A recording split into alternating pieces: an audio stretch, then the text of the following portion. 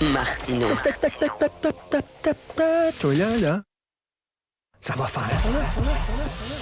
J'ai déjà essayé d'expliquer ça. À un moment donné, pouvez-vous régler ça? La rencontre de Richard Martineau. Richard, bonjour. Salut, t'as vu ça, la Plaza Saint-Hubert, la marquise de la Plaza Saint-Hubert, ça, c'est les petits toits au-dessus de chaque trottoir. D'ailleurs, je sais pas pourquoi il n'y a pas ça sur la rue Sainte-Catherine, il n'y a pas pourquoi on tient absolument à cette signature visuelle pour la Plaza Saint-Hubert. Je sais pas. Ben, elle est intéressante. Je dis, tu te promènes, puis s'il y a de la pluie, ben, tu te fais pas mouiller. Puis... Ben oui, mais les autres rues, tu te fais mouiller. Là. En tout cas, bref, je sais pas. C'est une signature visuelle qu'on a acceptée pour... Bon. Mais là, donc, on avait fait une nouvelle marquise et on s'est rendu compte qu'elle n'était pas suffisamment penchée. Tu comprends-tu? Fait qu'il n'y avait pas de pente, donc la neige restait là. Allô? Christy, ça prend-tu un génie, Christy, en astrophysique pour savoir que quand tu as un petit toit, il faut que ça soit penché pour que la glace et la neige puissent tomber. Puis là, ils se sont rendus compte que, tu sais, ça manque, ça prend comme quelque chose comme en métal qui stoppe la neige. Pour pas qu'elle tombe sur le monde. Qu'elle tombe sur le monde. Christy, à qui ils ont donné ce contrat-là? C'est quel bozo! Puis ça me semble que c'est la première affaire que tu sais. Mais peut-être que quelqu'un s'est dit, à Plaza Saint-Hubert, il neigera pas.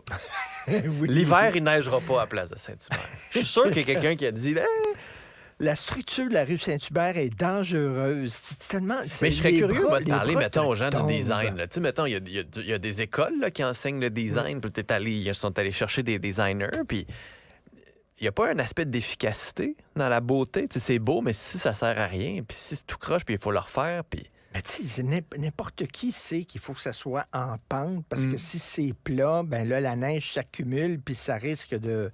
Ben, ou tu trouves un autre s'écrouler, système, là, tu mets un ou, système de chauffage, ou tu mets un drain, ou tu sais, comme les toits plats. Ou... Je ne comprends pas ça, mais bref, ça va être à refaire au grand complet. Puis tu as vu les parcomètres aussi.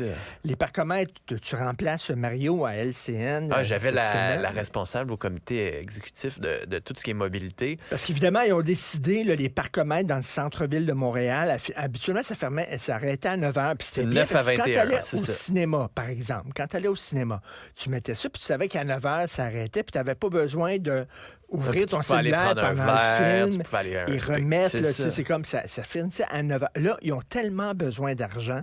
Ils ont dit, on va mettre ça jusqu'à 11 h. Ils n'ont pas averti les commerçants.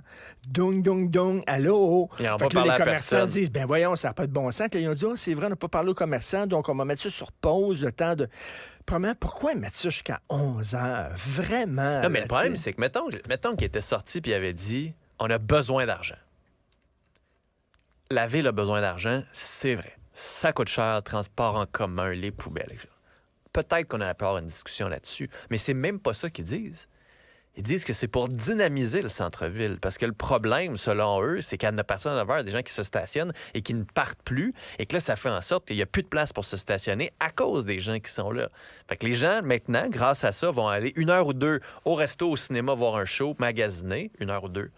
Puis après ça, ils vont partir, laissant la place à quelqu'un d'autre à partir de 9 heures jusqu'à 11 heures.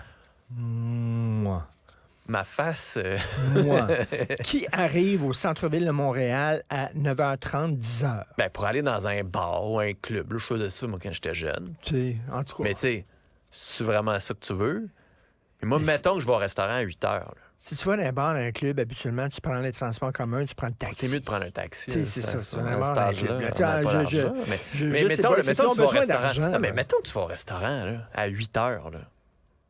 C'est pas vrai que tu vas être là juste 2 heures parce que le parcomètre est là à 11 heures. Puis là, tu vas payer 2 heures. Là, 2 heures après, tu vas ressortir ton cellulaire. Au moins, tu peux payer avec ton cellulaire. Au moins. On avance. Mais tu sais, c'est qu'ils n'ont même pas pris la peine de parler aux commerçants puis de présenter leur projet. Et écoute, le stationnement, l'autre jour, j'ai trouvé un stationnement intérieur dans le centre-ville de Montréal à 10 $. Je capotais. Je revenais pas parce que je suis allé voir à un moment donné un spectacle au Saint-Denis. Puis c'était 25 $. Non, c'est cher, mais c'est ça. C'est complètement hors de prix. Mais ça coûte cher. C'est une arnaque, là, vraiment. Les stationnements, est-ce que ça coûte si cher que ça pour les propriétaires de stationnement? C'est une machine à cash. Regarde, les stationnements extérieurs, là, sincèrement, il faudrait avoir un débat là-dessus. Là. Parce que c'est des beaux espaces où on pourrait bâtir des tours à condos, où on pourrait bâtir du développement. Ouais. Puis là, c'est là pour 20 chars. Fait que c'est sûr qu'ils te chargent la palette. Ben oui. Ça vaut une fortune maintenant, ces espaces-là. Richard, Effectivement. bonne émission. Merci. Merci à toute l'équipe qui a travaillé là-dessus. Cybèle, Jean-François derrière la console et surtout merci à vous.